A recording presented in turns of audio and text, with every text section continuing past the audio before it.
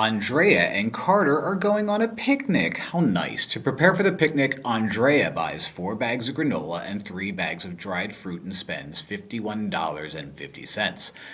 Carter buys 2 bags of granola and 4 bags of dried fruit and spends $45.50. Write and solve a system of equations to determine the cost of a bag of granola and the cost of a bag of dried fruit. So, let's call granola,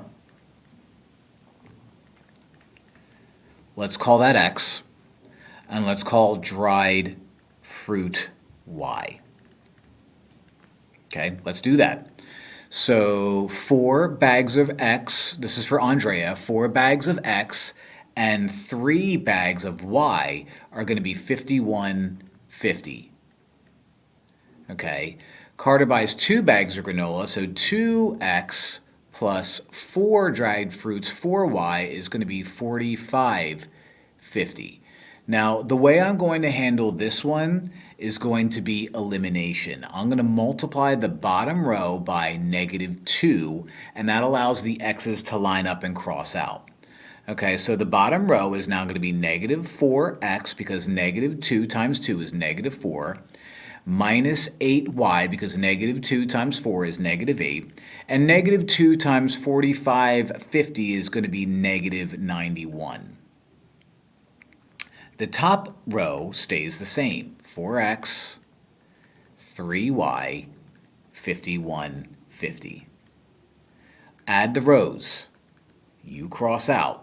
You become -5y, and -91 plus 51.50 is going to be -39.5. So now we're going to divide both sides by -5. Divide both sides by -5, like so.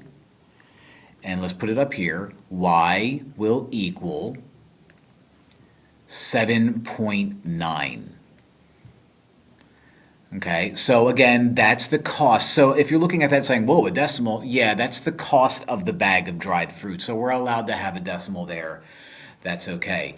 Let's take that y and plug it into one of the top 2 equations. So why don't I take the top one because that's the least of the sloppy ones. 4x plus 3 times 7.9 is going to equal 51.50. 3 times 7.9 is going to be, what is that, 23.7? Looks about right to me. Equals 51.50. Let's subtract 23.7, subtract 23.7, and 4x is going to equal 27.8. Divide both sides by 4, and x is going to equal 6.95. So what that means is granola is going to cost $6.95 per bag, and the dried fruit is going to cost, what was that, 7.9, so $7.90 per bag. Ugh. Gross, gross, gross, gross, gross. You're allowed to use a calculator for this. I didn't because, I didn't. I actually was using Siri, so you're not allowed to do that, though.